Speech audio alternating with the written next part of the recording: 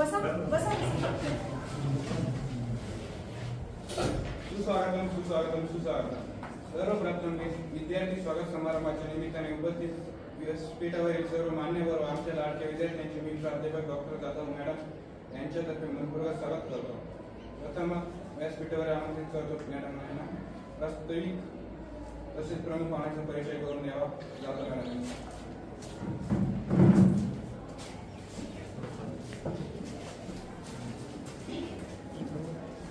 विद्यार्थी मित्रांनो, गेला 1 तास आपण ज्या पाहुण्यांची वाट बघत होतो ते पाहुणे आपल्यामध्ये उपस्थित झालेले आहेत.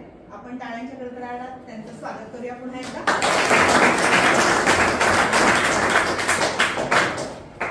मराठी विभागाला एक तेजस्वी अशी परंपरा आहे. आपण सातत्याने नवीन उपक्रम कार्यक्रम इथे घेत असतो जेणेकरून तुमच्या सृजनशीलतेला एक नवीन आयाम भेटेल, एक दिशा भेटेल, एक मार्ग मिळेल. आजही आपण तुमचा स्वागत सोहळा म्हणजे या वर्षाचा, या शैक्षणिक वर्षाचा पहिलाच कार्यक्रम आपण इथे घेत आहोत. खरं तर आजचे सत्कारमूर्ती आम्ही किंवा सर नसून तुम्ही सर्वजण आहात. कारण हा कार्यक्रम तुमच्यासाठी होतो आहे. तुम्हा सर्वांचं नूतन विद्या प्रसारक मंडळ संचलित कला वाणिज्य विज्ञान महाविद्यालय लासलगाव यांच्यातर्फे मराठी विभाग आणि मराठी विभागातील 3ही प्राध्यापकांतर्फे हार्दिक स्वागत करते. आता ह्या आमच्या काळात तुमच्यासाठी. विद्यार्थी शिक्षकाचं दैवत असतं आणि त्या दैवतासाठीच आम्ही काम करत असतो. तुम्हाला एक सुसज्ज मराठी विभाग आणि वर्ग द्यावा हा खूप दिवसांचा मानस होता आणि प्रांजली मॅडमचं पाऊल या मराठी विभागात पडलं. 7 दिवसांपूर्वी त्या रुजू झाल्या आपल्या मराठी विभागात. दंबाळे सरांची सोबत तर मला मागच्या वर्षांपासून होती आणि असं म्हणतात कल्पक लोक एकत्र आले, साथ देणारे लोक एकत्र आले. कारण एखादं चांगलं काम आपण करतो तेव्हा ते एकट्याचं नसतं, ते श्रेय एकट्याला जात नाही, ते टीमवर्क असतं. सपोर्ट महत्वाचा असतो ना. आधार, प्रेरणा, स्फूर्ती, बळ, ऊर्जा. तर हे सगळं मराठी विभागातून मिळत गेलं आणि आम्ही तुम्हाला सुसज्ज असा हा वर्ग आणि विभाग देऊ शकलो. 2 सक्षम हात माझ्या जोडीला आहेत आणि यापुढेही असे उपक्रम आम्ही तुमच्यासाठी घेणार आहोत. आपल्या महाविद्यालयात द्वितीय वर्ष कला या वर्गासाठी जेवढे काही विभाग आहेत त्या विभागातले विद्यार्थी आहेत. विभाग वाईज विभागानुसार तिथे स्वागत सोहळे होतात आणि या महाविद्यालयातला या शैक्षणिक वर्षातला हा पहिलाच स्वागत सोहळा मराठी विभाग आयोजित करत आहे. हे तुम्हाला सांगताना मला आनंद होतोय. तुम्हाला मी एवढंच सांगेन की सातत्याने मी किंवा माझे 2ही सहकारी तुम्हाला सातत्याने सांगत असतो की महाविद्यालय म्हणजे केवळ मजा नाही. तुम्हाला हे समजावून सांगितलं मी, हे तुमच्यासाठी लावलंय, हे समजावून सांगितलं, हे तुमच्यासाठी लावलंय. तुमचं ध्येय निश्चित करा की ताट मानेने उद्या पाहुणा म्हणून तुम्ही इथं आला पाहिजे. तुमच्या देखील मी सांगितलं होतं की संकेतोवर मुले आपला मुलगा आहे किंवा सोनाली मोरे जी विद्यार्थिनी आहे किंवा आपली UPSC प्री पास झालेली मुले ज्योती केदारे, हे लोक आज ताट मानेनं सन्मानानं इथे येऊ शकतात. का? त्या टप्प्यापर्यंत ते पोहोचले. तुम्ही का नाही? तर आत्ताच तुमचं ध्येय निश्चित करा. फक्त मजा म्हणून कॉलेजला येऊ नका. ते काय होतं, दिल बहलाने के लिए अच्छा आहे, हा गाली म्हणतो तसं 2 दिवसासाठी की मी हिरो आहे कॉलेजचा वगैरे. बट तू इथून पास आउट झाल्यावर या कंपाऊंडच्या बाहेर तू काय आहेस? Who are you? तुझी आयडेंटिटी काय? बरोबर. तर आपण एक चांगलं ध्येय गाठा, ध्येय निश्चित करा, काय व्हायचे ठरवा. अजून वेळ गेलेली नाही. आम्ही तुमच्यासाठी इथं आहोतच आणि उपस्थिती मात्र तुमची नियमित ठेवा.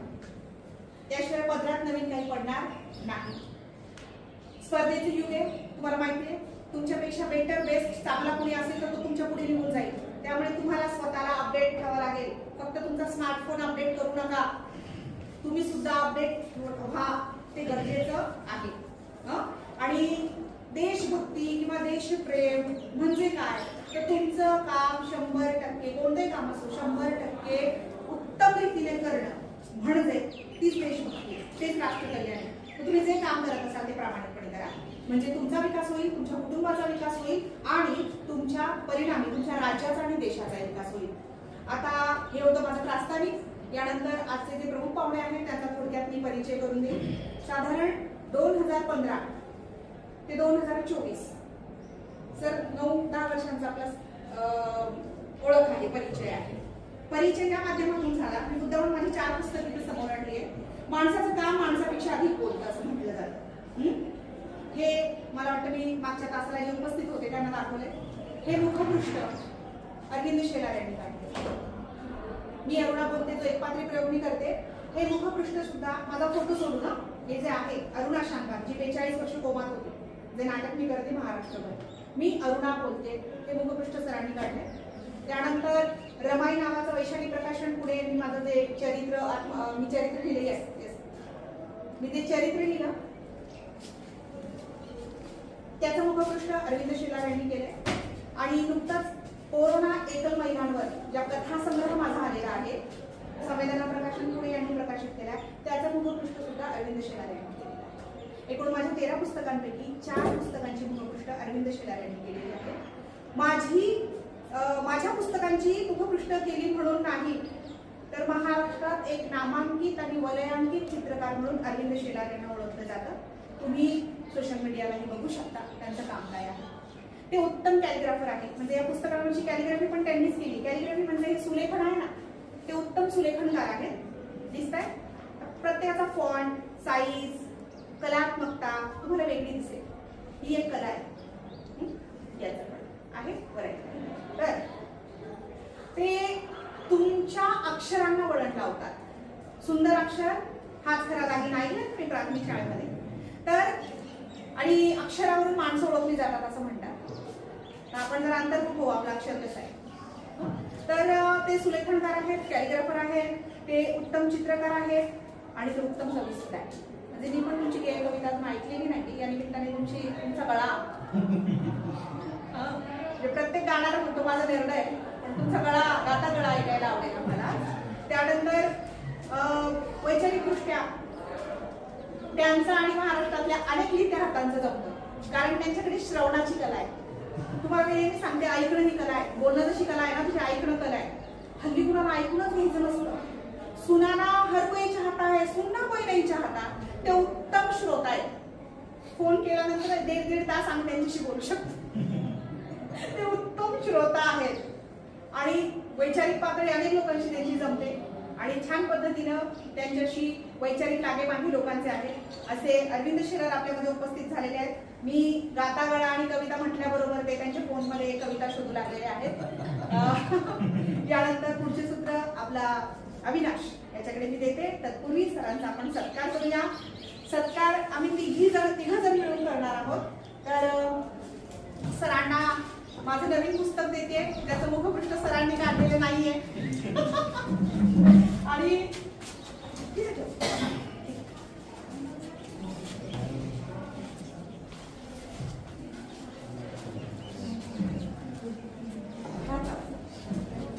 मॅडम हे द्या सरांना.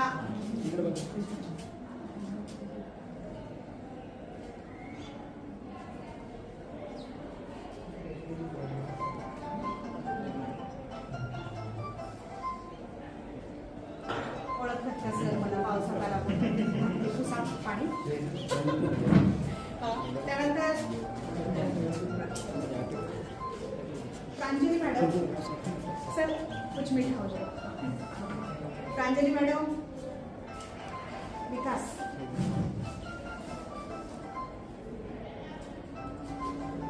सरांना एक फुलांचं रोपटं देत आहे छान.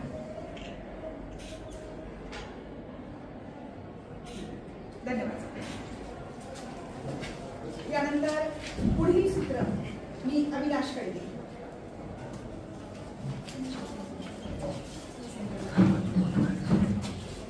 स्विच ऑफ करा प्लीज. पब्लिक. त्यानंतर विद्यार्थ्यांची मनोगत विकास ओझरकर यांना आपण व्यक्त करावे. विकास. विकास.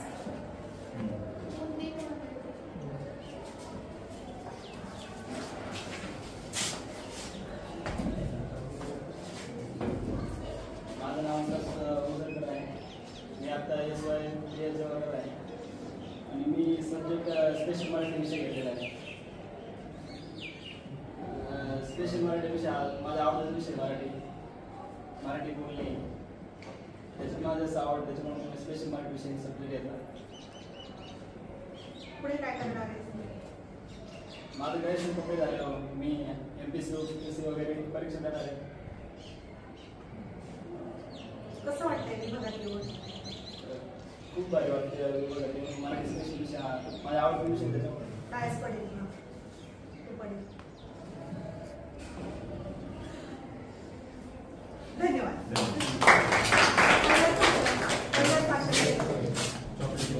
अरे हा चॉकलेट घेऊन सत्कार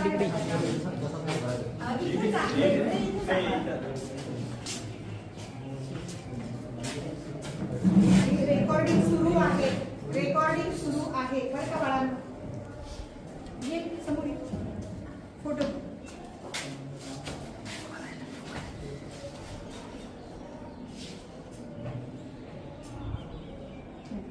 चल पुढे. प्रशांत वागतवले.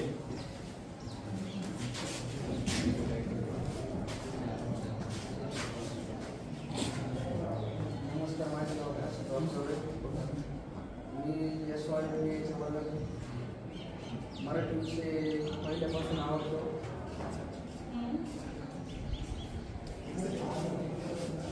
मराठी विषयामध्ये मॅडम खूप छान शिकवतात.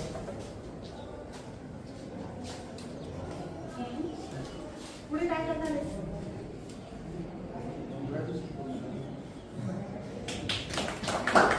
आपण काय बोलणार आहोत हे जागेवरूनच ठरवून यायचं. ठीक आहे. अनिकेत, मॅम इकडे.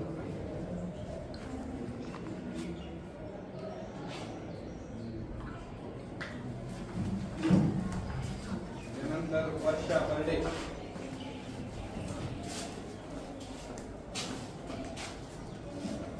नमस्कार, माझे नाव वर्षा बर्डे. मी SYला ॲडमिशन घेतल्यानंतर आज पहिल्यांदा लेक्चरला आली आहे. पण मी FYला असताना मॅडमचे भरपूर लेक्चर केले. मॅडम भरपूर काही प्रेरणा मिळाली मला. भरपूर काही त्यांनी चांगल्या गोष्टी सांगितल्या. मराठी हा माझा आवडतीचा विषय आहे. मॅडम अत्यंत चांगल्या पद्धतीने शिकवत असतात मराठी. धन्यवाद. मॅडम ये बेटा. हा बोलले घाबरेल काय?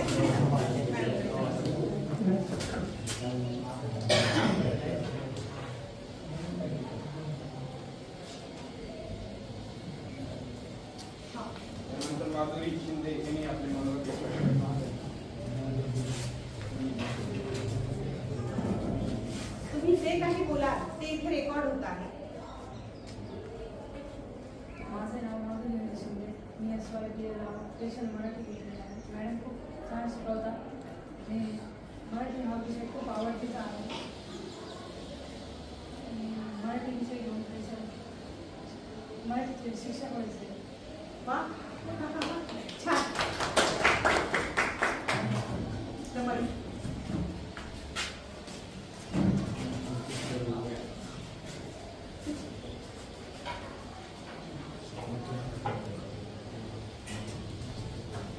त्यानंतर तुषार उसळकर.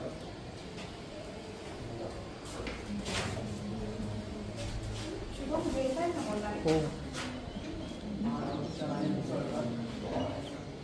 SYBA मध्ये शिकवतो मी. मॅडम बोलत चांगलं टीचिंग करते. त्याच्यानंतर मला पुढं जाऊन MBA करायचं आहे. मला फक्त बिझनेस पण आहे, कॉन्टॅक्ट. धन्यवाद. शांत मुलगा आहे ना, नम्र आणि शांत. बिझनेस सांभाळतो.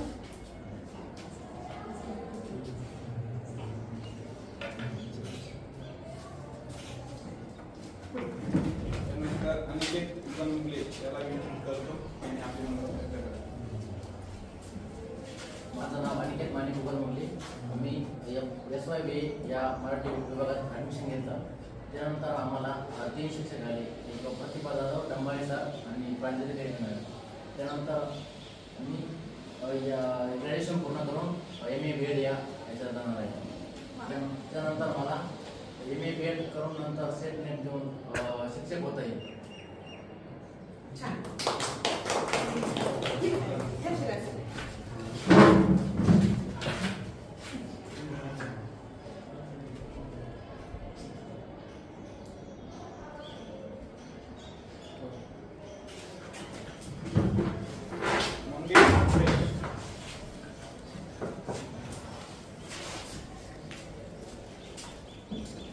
माझं नाव मंगेश वेंकट घुमे. मी SYBA ला ॲडमिशन घेतलं मराठी विभागात. मॅडम सर आणि इतर प्रांजली मॅडम पण खूप भारी शिकवतात. तेच करायचं. तुम्हीच करायचं. आम्ही नेहमीच करतो.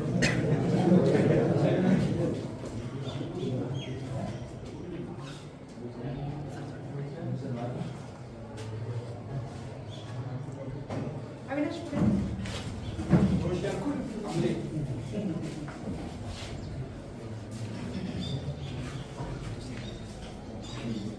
माझं नाव रोशन गंगाधर आंबले. मी SYला मराठी हा बेस्ट विषय घेतला आहे. मला मराठी विषय खूप आवडतो. मॅडम मराठी विषय खूप छान शिकवतात. धन्यवाद. रोशनला आवडलं म्हणजे चांगलं शिकवत असेल. Yes. Yes.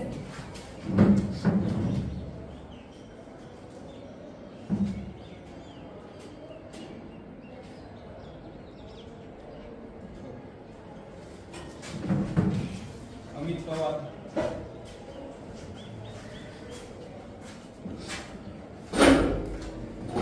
माझं नाव अमित पवार. मी SYBA चा विद्यार्थी. मी या विषयामध्ये मराठी विषय मला खूप आवडतो. मॅडम पण खूप छान शिकवतात. दंबाळे सर पण खूप छान शिकवतात आम्हाला मराठी विषय. मॅडम पण खूप छान शिकवतात. ते मॅडम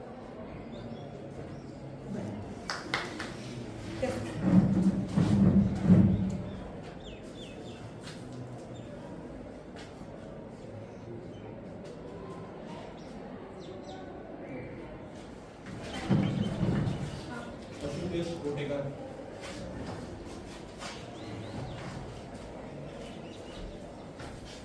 माझं नाव शांत कोटेकर. मला मराठी विषय खूप आवडतो. मी 5वी ते SY पर्यंत मराठीच विषय घेतला होता.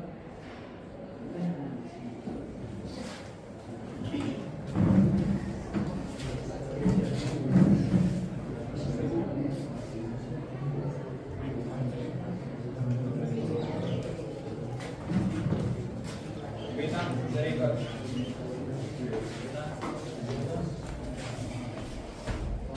मी वेदांत संजय दरेकर SYBA वर्गात शिकत असून माझा मराठी स्पेशल विषय घेण्याचं कारण मी लहानपणापासून मला मराठीची खूप आवड आहे. तसेच मी माझ्या आयुष्यात पहिल्या मॅडम बघितल्या. एक मुलगा असो किंवा 2 मुलं असो वर्गात येणार, मॅडम चावी देणार आणि वर्गात येऊन शिकवणार. आणि तसेच ऑफ तास असल्यानंतर मॅडम स्वतः बोलता वर्गात या कॅम्प्युटर चालवा असे. आणि माझी पुढे MPSC करण्याची इच्छा आहे.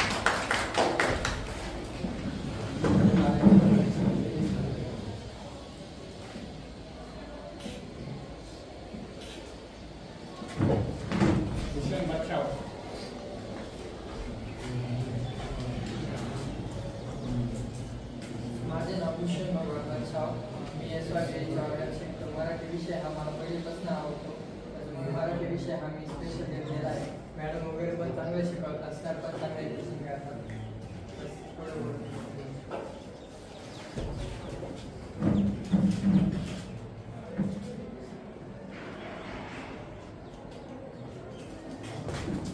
माणसांच्या संपर्कात आल्याशिवाय माणसं कळत नाही. त्यामुळे तुम्ही या कळेल आपापसात ओळखी होती. सिलेबस कळेल. भूषण वाघ.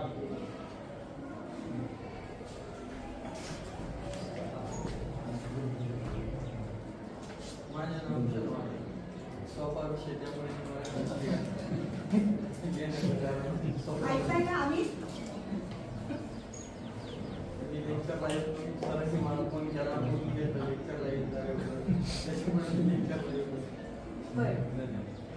खरं बोलल्याबद्दल धन्यवाद. ते नैसर्गिक आहे का असं बोलता आलं पाहिजे.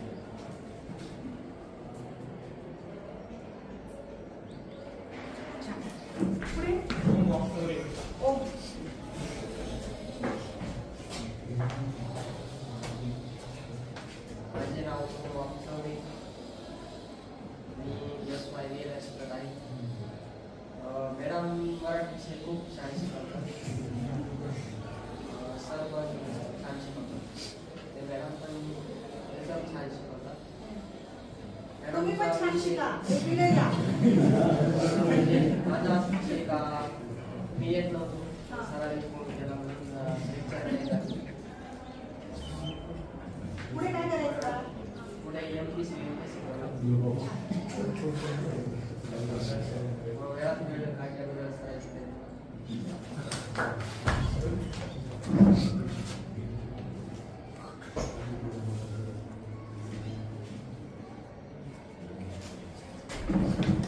समाधान बनसोडे.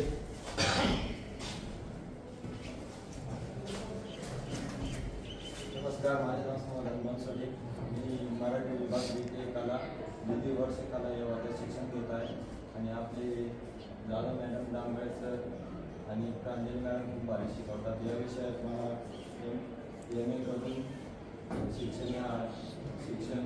शिक्षक या क्षेत्रात मला पाहिजे व्हायचं आहे आणि मला या क्षेत्रात खूप आवड आहे मराठी विभागामध्ये म्हणून मला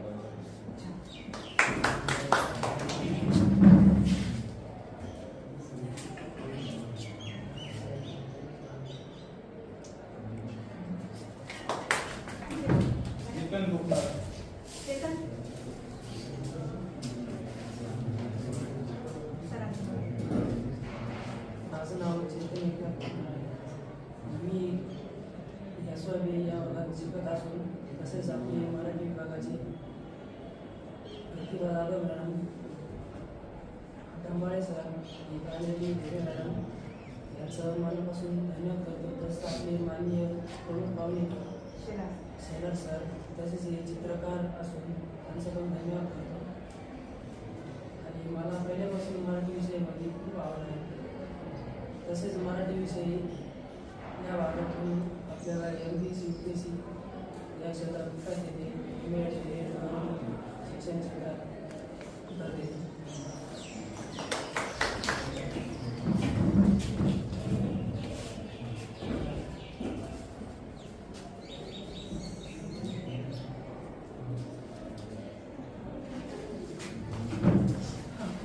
आजच्या कार्यक्रमाचे प्रमुख पाहुणे अरविंदजी शेलार सर यांनी आपले मनोगत व्यक्त करावे अशी मी त्यांना विनंती करतो.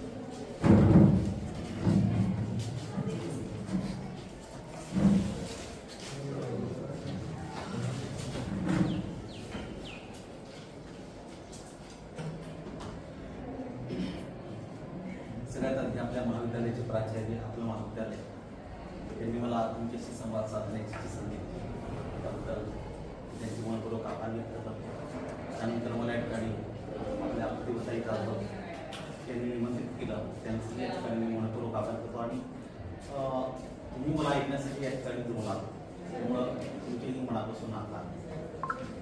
खरं तर मी कोणी वक्ता किंवा विचारवंत नाही, एक साहित्याचा, मराठी साहित्याचा थोडाफार अभ्यासक आणि कला क्षेत्रात चित्रकार म्हणून थोडंफार कुठले नाव असलेले सामान्य कलाकार आहे.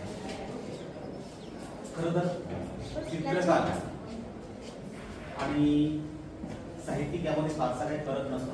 कारण इतकाच की साहित्यिक जो असतो तो त्याच्या रेषांमधून शब्दांमधून व्यक्त होत असतो आणि चित्रकार जो असतो त्याच्या रेषांमधून व्यक्त होत असतो. तर आपण सगळे इथं ग्रामीण भागातून आहात. माझी अवस्था तुमच्यासारखीच आहे, मी फारसं बोलू शकत नाही कारण आम्हाला रेषांमधून बोलायची सवय असते. तर आपण सगळे इथं ग्रामीण भागातून आहात आणि आपल्या आईवडिलांनी खूप मेहनतीने आपल्याला इथे पाठवलेलं असतं. त्यांची खूप अपेक्षा असते की मोठं होऊन माझं पोरगं मोठा साहेब होईल, अपेक्षा नाही.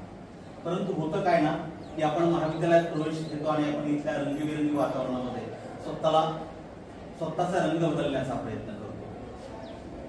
आपण हे विसरून जातो की आपल्या आई वडिलांनी आपल्याला इथं कशासाठी पाठवलेलं आहे, आपला उद्देश काय, आपलं ध्येय काय आहे, आपलं स्वप्न काय आहे आणि आपलं भविष्य काय आहे हे आपण विसरून जातो. मित्रांनो, सगळ्यात हा जो पॉईंट आहे हा सगळ्यात आपला महत्वाचा टर्निंग पॉईंट आहे. तुम्ही जे ग्रॅज्युएशन करत आहात तर हा तुमच्या आयुष्याचा सगळ्यात मोठा टर्निंग पॉईंट आहे. या काळामध्ये इथेच आपल्याला आपलं ध्येय ठरवायचं आहे, आपलं ध्येय निश्चित करायचं आहे की आपल्याला नेमकं काय व्हायचं आहे. आपलं ज्या काळामध्ये आपलं लक्ष आपल्या करिअरकडे असायला हवं, नेमकं असं होतं की त्या काळामध्ये आपलं लक्ष कुरिअरकडे असतं. बरोबर, या दिशेने येते की त्या दिशेने येते, या रस्त्याने येते का त्या रस्त्याने येते, एसटीने येते का सायकलने येते.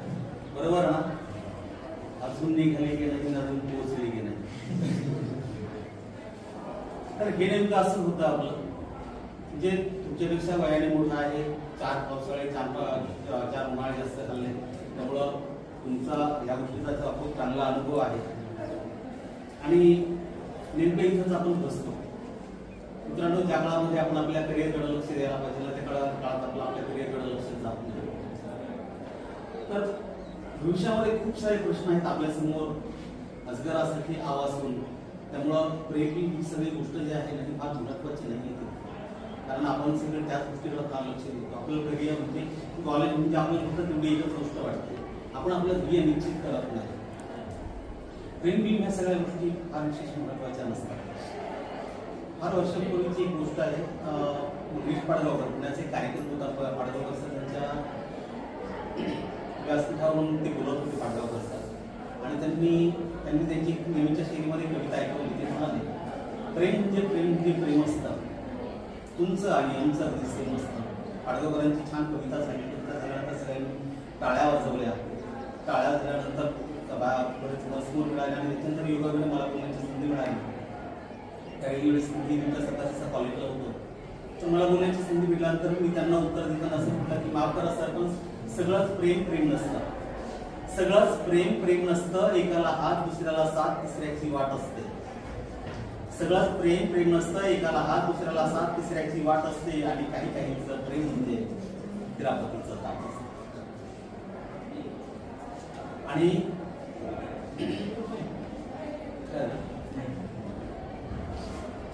आणि त्याही पलीकडे गेलं तर आमच्या खेडेगावची परिस्थिती अतिशय वेगळी आहे. तिथं थोडीशी नजरानजर पुन्हा इतकं झालं की गावभर वाजवलं जातं डफड. थोडीशी नजरानजर पुन्हा इतकं झालं की गावभर वाजवलं जातं डफड. आजकाल कळत नाही कुणाचं म्हणायचं प्रेम आणि कुणाचं समजायचं. त्यामुळं आपण या ठिकाणी अतिशय मेहनतीने आपण इथपर्यंत पोहोचलेलो असतो. आपल्या वडिलांची आपल्याकडून पुढे अपेक्षा असते.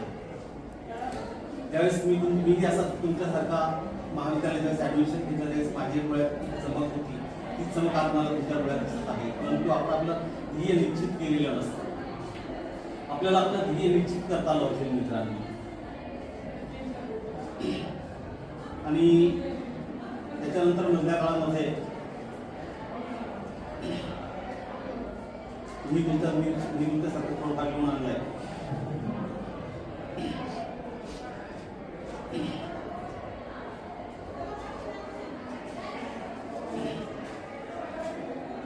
तर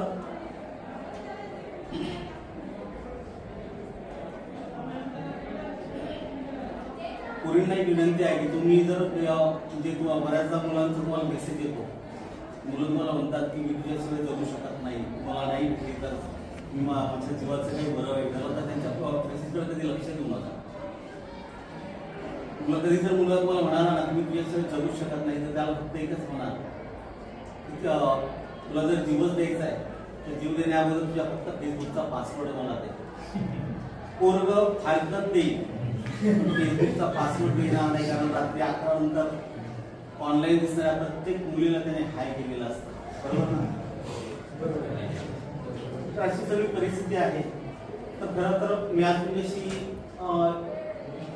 तुमच्या भविष्याबद्दल म्हणजे तुमच्या स्पर्धा परीक्षेबद्दल बोलणार होतो, परंतु तुमच्या करिअरबद्दल बोलणार होतो. कारण मधल्या काळात तुम्ही असंच एक म्हणजे तुमचं जर हे आहे, तुम्ही कला शाखेचे सगळे विद्यार्थी आहात आणि कला शाखेमध्ये सगळ्यात जास्त संधी ही सगळ्यात जास्त करिअरची तुम्हाला संधी असते.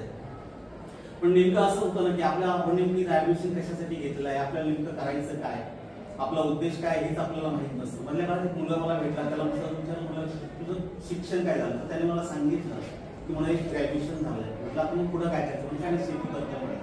म्हणजे शेती करायचं तर म्हणजे शिकतो, एवढं ग्रॅज्युएशन काय केलं, तो नाही म्हणे 10वी 12वी झालेल्या मुलांना कोणी पोरी घेत नाहीत ना म्हणून मी शिक्षण ग्रॅज्युएशन केलं म्हणे. म्हणजे आपल्याला इथं हेच नक्की करता येते की आपण नेमकं शिकतोय कशासाठी, लग्न करण्यासाठी शिकतोय की आपल्याला UPSC MPSC परीक्षा देऊन पुढे एखादा क्लासमधून अधिकारी व्हायचं हेच आपल्याला माहित नसतं. करिअरसाठी इतक्या सगळ्या संधी उपलब्ध आहेत आपल्याला पुढे जाऊन. म्हणजे तुम्ही सगळ्यात अगोदर हे निश्चित करा की मला तिथं नेमकं कशासाठी ऍडमिशन आपण घेतलं. म्हणजे बऱ्याच मुलांचं मला आता असं जाणवलं की त्यांना नेमकं समजत नाही की आपल्याला पुढे जाऊन नेमकं काय करायचं. तर सगळ्यात अगोदर तुम्ही तुमचं ध्येय निश्चित करा, तुमचा मार्ग निश्चित करा आणि त्या दिशेने चाला. म्हणजे असं काय नाही की तुम्ही म्हणजे तुम्ही सगळेजण पुढे जाऊन, ही वास्तविकता आहे, तुम्ही सगळेजण पुढे जाऊन एखाद्या करिअर म्हणजे तुम्ही MPSC परीक्षा द्याल, तुमच्यात पासच व्हाल असं काही नाही. तुम्हाला जर तुमची गुणवत्ता, तुमचं मानसिक तुमच्या हातामध्ये आहे, तुमची गुणवत्ता तुम्हाला माहिती आहे, तुमची बुद्धिमत्ता तुम्हाला माहिती आहे. त्यामुळे तुम्हाला ज्याही मित्राला असं वाटलं ना की नाही आपण ह्या स्पर्धा परीक्षेत टिकू शकणार नाही, त्यावेळेस थांबून जाण्याची गरज नाहीये. तिथं तुम्ही तुमचा मार्ग निवडू शकता. तुम्हाला जर चित्रकलेमध्ये आवड असेल तर तुम्ही चित्रकार बना. तुम्हाला जर अभिनयाची आवड असेल तर तुम्ही अभिनय क्षेत्रात जा. तुम्हाला जर संगीताची आवड असेल तर तुम्ही संगीतात करिअर करा. आता असं म्हणू नका की मला संगीत आवडत नाही, मला संगीताची मैत्रीण आवडत नाही, तुम्ही तिच्यात करिअर करता. तर या सगळ्या गोष्टी आहेत. हा झाला विनोदाचा भाग, परंतु म्हणजे वास्तविकता फार गंभीर आहे. तुम्हाला नेमकं करायचं काय हे तुम्ही एकदा नक्की निश्चित करा आणि त्या दृष्टिकोनातून तुम्ही पाऊल उचला. तुम्हाला थांबण्याची गरज नाहीये. आणि सगळ्यात महत्वाचं माझ्यासारखं उदाहरण आहे तुमच्या समोर की खरोखर मी अतिशय म्हणजे सो विद्यार्थी असलेला विद्यार्थी, फार काही मार्क्स नव्हते मला. मी तुमच्यासारखं म्हणजे फारशी कशी बुद्धिमत्ता नाही, काही नाही.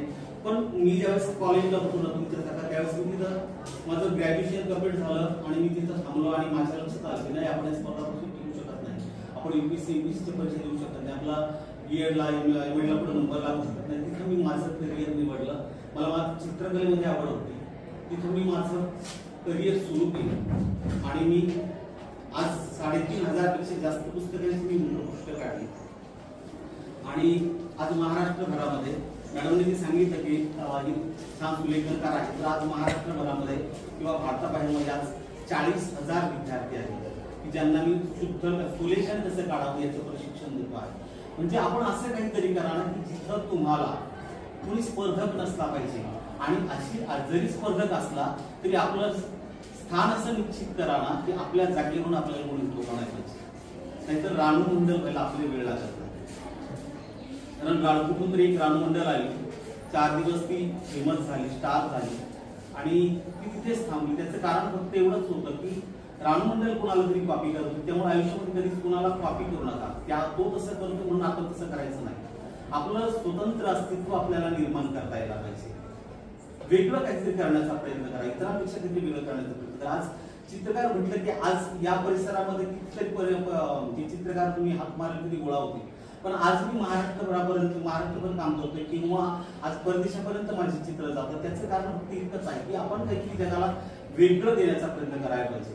आता माझा एक मित्र होता दिलीप डोळे नावाचा, कदाचित तुम्ही त्याला फेसबुकवर सर्च पण करू शकता. म्हणजे तो ज्यावेळेस शाळेमध्ये बरोबर होतो त्यावेळेस मी बऱ्याच गोष्टी त्याच्या कॉपी करत होतो. कॉपी म्हणजे कसं आम्ही एकमेकांकडून शिकत होतो की चित्र काढत असताना तसं दोघंही ढ होतो आम्ही अभ्यासामध्ये, पण आम्ही शिकत होतो. त्याने एखादी गोष्ट केली तर त्याने ती कशी केली, काय केली, वरचा स्कोप कसा दिला, काय दिला, हे सगळं आम्ही एकमेकांकडून शिकत असताना अचानक दिलीप गायब झाला. मी ऍग्रिकल्चरला गेलो आणि दिलीप ATD करायला मी मास्टर पार्ट करायला तो बाहेर गेला आणि बरेच वर्ष दिलीपच्या माझी भेट नाही. तर बऱ्याच वर्षानंतर म्हणजे मला प्रश्न पडला की दिलीप कुठं असेल, काय असेल. कुठेतरी सांगितलं की दिलीप पुण्याला आहे. मला असं वाटलं की दिलीप आता खूप मोठा झाला असेल म्हटल्यानंतर मी त्या दिलीपला शोधायला लागलो, त्याचा नंबर शोधायला लागलो, पण दिलीपचा नंबर काय भेटला नाही. आणि एक दिवस अचानक मला दिलीप एका हॉस्पिटलमध्ये, म्हणजे त्या काळामध्ये माझे वडील पण हॉस्पिटलमध्ये आजारी होते, त्या काळामध्ये अचानक दिलीप माझ्या समोर आला. समोर आल्यानंतर मला खूप आनंद झाला. म्हटलं अरे दिलीप म्हटल्यानंतर त्याने पण मला ओळखलं. म्हटलं सध्या काय करतो म्हणे, काय पुण्याला होतो म्हणे, पुन्हा सोडलं म्हणे आता मी आणि आता शिर्डीमध्येच आहे म्हणे, साईबाबांचे फोटो वगैरे काढतो. म्हटलं चांगली गोष्ट. म्हटलं त्याने मला दाखवलं त्याची चित्र. त्याला म्हटलं की पुन्हा सोडून तू शिर्डीमध्ये काय करतो? तो म्हणून नाही, पुण्यामध्ये जमू नाही बसतं म्हणे, पुण्यातल्या लोकांनी मला जमू नाही दिलं म्हणे. तर म्हणे त्याच्यामुळे शिर्डीमध्ये आलो म्हणे मी आता, आणि शिर्डीमध्ये मी माझे साईबाबांचे फोटो वगैरे काढून निघतो म्हणे. तर त्याला म्हटलं तुम्हाला त्याने मला विचारलं की तुझ्या क्षेत्रामध्ये काही करिअर असेल तर मला काही काम असेल तर मला दे. म्हटलं मला तुझी चित्र दाखव. त्याने मला बरीच सगळी चित्र दाखवली. हे साईबाबांचं चित्र, हे अण्णा हजारेंचं चित्र, हे बाबासाहेब आंबेडकरांचे चित्र, हे पंडित नेहरूंचं चित्र, हे आमक्याचं चित्र, हे तमक्याचं चित्र, बरंच सगळे चित्र दाखवत गेलं. त्याला म्हटलं दिलीप मला तुझं चित्र दाखव. तो मला एक चित्र दाखवतो. अरे बाबा म्हणजे माझं चित्र आहे. त्याला म्हटलं दिलीप मला तुझं चित्र दाखव. तो म्हणे अरे एडा म्हणे सगळे चित्र माझे चित्र ना. म्हटलं नाही दिलीप, म्हटलं ज्या चित्रामध्ये तू आहे, दिलीप आहे, मला ते चित्र दाखव. म्हणजे सगळ्यात महत्त्वाची गोष्ट काय, तुम्हाला तुम्ही चित्र ॲज इट इज जसंच्या तसं तुम्ही समोर एखादी गोष्ट पाहून करता. म्हणजे तुम्ही कुणाला जरी कॉपी करता म्हणजे तुम्ही चित्र काढता असं नाही. तुमच्याकडे संकल्पना असते पाहिजे, तुमच्याकडे कल्पकता असते पाहिजे. म्हणजे तुम्ही चित्राच्याच बाबतीत नाही, तुम्ही कुठल्याही क्षेत्रात काम करा, परंतु तुमच्याकडे वेगळं असं काहीतरी लोकांना देण्यासाठी असलं पाहिजे. आता बऱ्याच जणांनी सांगितलं तुम्हाला पुढे जाऊन MA करायचंय, कोणी सांगितलं तुम्हाला नेट सेटची परीक्षा द्यायची, कोणी सांगितलं मला वेगवेगळे प्रत्येकाने काहीतरी सांगितलं. परंतु इतक्या सगळ्या संधी आहेत तुमच्यासमोर. या क्षेत्रात तुम्ही ओळखा तुमच्यात नेमकं काय आहे हे तुम्ही ओळखा. तुम्हाला नेमकं तुमच्यात काय आहे आणि तुम्हाला नेमकं काय द्यायचं आहे. आणि जोपर्यंत तुम्हाला तुमच्यातला कला गुण कौशल्य ओळखता येणार नाही तोपर्यंत तुम्ही काहीच करू शकणार नाही. म्हणजे बऱ्याच असं होतं की तुमच्याकडे काहीतरी कौशल्य असतं, कला असतं, गुण असतं, पण आपल्याला ते ओळखता येत नाही. म्हणजे असं काय नाही की तुमच्याकडं चित्रकलाच असली पाहिजे, तुमच्याकडे संगीतच असलं पाहिजे, तुमच्याकडं गायनच असलं पाहिजे असं काही नाही. कदाचित तुम्ही छान बोलू शकत असाल तर या इतक्या सगळ्या संधी आहेत. जाहिरात क्षेत्रामध्ये संधी आहे, त्याच्यानंतर तुम्ही संवाद कौशल्य करू शकता, भाषांतर क्षेत्रामध्ये आहे अशा, किंवा शिक्षण क्षेत्रामध्ये जर तुम्ही म्हणताय की मला B.Ed व्हायचं आहे तर तुमच्याकडे संभाषण कौशल्य असलं पाहिजे. आज मॅडमचे कार्यक्रम आज पूर्ण महाराष्ट्रभरात होतातच, परंतु आज मॅडम परदेशापर्यंत पोहोचले. म्हणजे आज जर समजा त्या तुमच्या समोर नसत्या तर आज त्याही पेक्षा खूप मोठ्या असत्या. परंतु मॅडम म्हणजे विद्यार्थी हे त्यांच्यासाठी खूप मोठी गोष्ट आहे. म्हणजे त्यांनी आजही समजा त्या इथं न राहता त्यांनी फक्त भाषण जरी केले ना तर कमीत कमी दिवसाला 20 ते 30,000 रुपये रोज कमवून द्या. म्हणजे ही महत्वाची गोष्ट आहे. तुमच्याकडे संवाद कौशल्य म्हणजे आता माझ्याकडे ही गोष्ट सोडून द्या, पण ही गोष्ट तुमच्याकडे असणं फार असेल तर तुम्ही तिथपर्यंत पोहोचू शकता. कदाचित याच्यामध्ये अजून तुम्हाला प्रकाशन क्षेत्र पण आहे. तुम्ही जर शुद्ध लेखनाचं तुमचं चांगलं करू शकत असाल, तुम्हाला जर मराठी भाषेचा चांगलं ज्ञान असेल तर तुम्ही प्रकाशन क्षेत्रामध्ये जाऊ शकता. बऱ्याच सगळ्या गोष्टी तुम्ही मोबाईलवर बसून भाऊचा बर्थडे, दादाचा बर्थडे, हॅपी बर्थडे करत असाल ना तर तुम्हाला त्या जाहिरातीमध्ये पण खूप मोठी संधी आहे. अशा कित्येक संधी तुमच्यामध्ये कला क्षेत्रात तुमच्यासाठी आवासून आहे. तुम्ही फक्त त्यांना होकार द्या. म्हणजे आज जर सायन्सचे विद्यार्थी आहेत त्यांना काय करायचं, ते काय मेडिकलमध्ये जाऊ शकतात त्याच्या, किंवा कॉमर्सचे विद्यार्थी आहेत ते कुठेतरी CA वगैरे होतात, पण त्यांना जर अचानक ट्रॅक चेंज केला तर ते पुढे जाऊ शकत नाही. पण तुमच्यासाठी भरपूर साऱ्या संधी आहेत. त्यामुळं आज खऱ्या अर्थाने तुम्ही नशिबवान आहात. मला असं वाटतं की तुम्हाला खूप कमी मार्क्स पडले आणि आज त्याच्यामुळे मी आर्ट्सला ऍडमिशन घेतलं असं नाही. इथे तुम्हाला खूप सगळ्या संधी आहेत. फक्त तुम्हाला तुमचं कौशल्य ओळखायचं आणि त्या दिशेने तुम्हाला जायचं आहे. तर आज या ठिकाणी मी तुमचं खूप काही वेळ घेणार नाही, परंतु तुमचं सगळ्यांचं माझ्या वतीने पुन्हा एकदा खूप अभिनंदन, स्वागत आहे. तुम्ही तुमचं पुन्हा एकदा तेच सांगाल की खूप अभ्यास करा, मेहनत करा आणि तुमचं मानसिक तुमच्या हातात आहे. तुमच्यात जर खरंच तुम्हाला असं जाणवलं की आपल्यात तेवढं म्हणजे गुणवत्ता नाहीये, आपल्यात मेहनत करण्याची तेवढी क्षमता नाहीये, तर खरोखर या कला क्षेत्रात, या वेगवेगळ्या क्षेत्रात तुम्ही जाण्याचा प्रयत्न करा, परंतु थांबू नका. कारण भविष्य फार गंभीर आहे आणि त्याच्यासाठी तुम्हालाही खंबीर व्हावं लागणार आहे. तर मी पुन्हा एकदा आपल्या सगळ्यांचे, आपल्या महाविद्यालयाचे आभार व्यक्त करतो, तुमचे आभार व्यक्त करतो आणि या ठिकाणी थांबण्याचा प्रयत्न करतो. आणि मॅडमने सांगितलं की एक कविता, तर माझी कवितेची तयारी नव्हती पण ही कविता शोधली आहे आणि ती कविता मी तुमच्या समोर सादर करण्याचा प्रयत्न करतो आहे.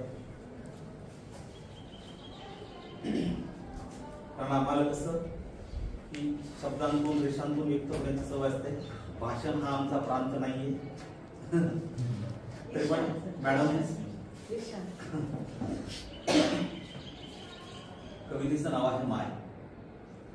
माय जाते राणा मंदी, माया आढ्याला टांगून, माय जाते राणा मंदी, माया आढ्याला टांगून, झोळी मंदी निजलेल्या लेकरात गुंतवून, झोळी मंदी निजलेल्या लेकरात गुंतवून, माय जाते राणा मंदी, माया आढ्याला टांगून, माय राहिली मायेची काटकुट्याच्या गावात, माय राहिली मायेची काटकुट्याच्या गावात, तिच्या आठवणी रोज हिच्या दाटती उरात, गेला हिचा पांडुरंग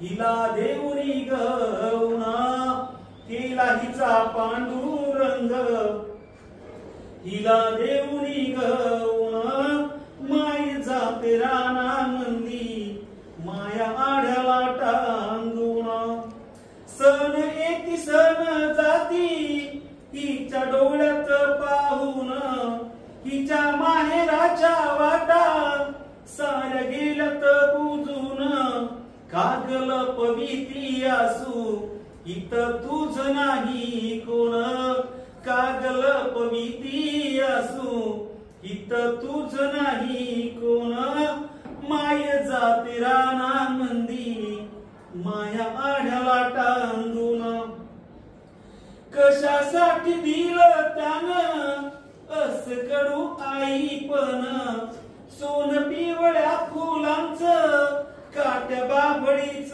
जीन माहेरात जलमुन परपंचात मरण माहेरात जलमुन परपंचात मरण माय जाते रानामंदी माया आढ्याला टांगून माया आढ्याला टांगून माया आढ्याला टांगून माया आढ्याला टांगून.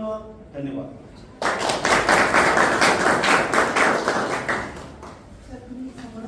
तृतीय वर्ष कला या वर्गातल्या विद्यार्थ्यांचा आपण आता सत्कार करतो आम्ही सरांच्या हस्ते. संकेतला मी इथे निमंत्रित करते. ये संकेत. संयोजक टीवायची मंडळी आहेत.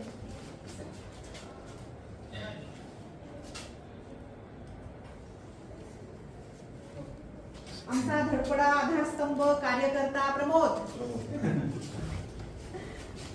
अगदी नम्र मुलगा, सज्जन नम्र मुलगा आमचा प्रमोद. अविनाश आमचा सूत्रसंचालक.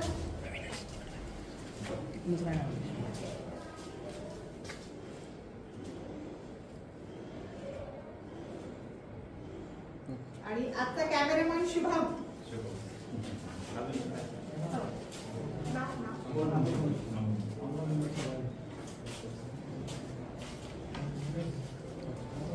आणि आज सर्व जबाबदाऱ्या वाटून दिल्या होत्या तृतीय वर्ष मुलांना. तृतीय वर्षाच्या अमोलकडे जबाबदारी दिली होती, त्याने चोख बजावली.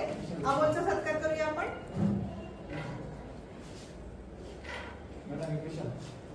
विशाल.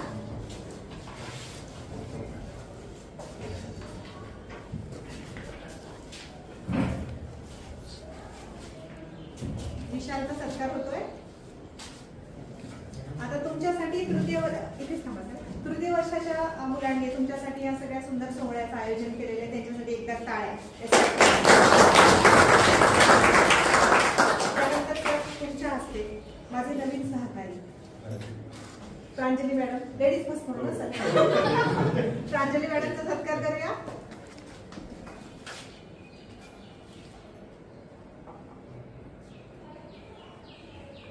यानंतर माझा एक मदतीचा हात आमचा लहान भाऊ अनिल टंबाळे यांचा आपण सत्कार करूया. कुटुंब प्रमुख म्हणून मी माझी जबाबदारी पार पाडली, मला बरं वाटतंय. तर कृपया आपण स्थानापन्न व्हावं. विभाग प्रमुख म्हणून आपण सत्कार करूया. माणसाकडे हेड ऑफ द फॅमिली त्या आहेत, त्यामुळे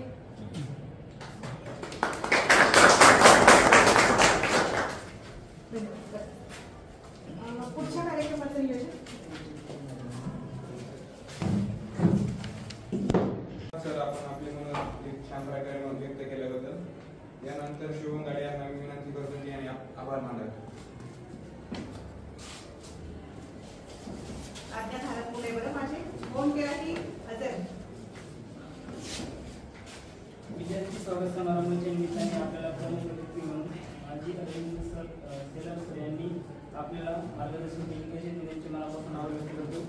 या कार्यक्रमासाठी विशेष असे परिश्रम घेतले अशा आयोजक संयोजक डॉक्टर चंद्रकांत जाधव मॅडम यांचे मी मनापासून आभार व्यक्त करतो. तसेच तुम्ही वेळात वेळ काढून हजर झालात अशा सर्व विद्यार्थ्यांचे मी आभार मानतो. ज्यांच्यासाठी हा कार्यक्रम ठेवला तसे SYBAच्या विद्यार्थ्यांच्या स्वागत समारंभाच्या निमित्ताने तुम्ही उपस्थित झाला तसे आभार मानतो. तसेच हा कार्यक्रम संपन्न झाला असे मी जाहीर करतो. धन्यवाद. आल्याबद्दल आता ऐका.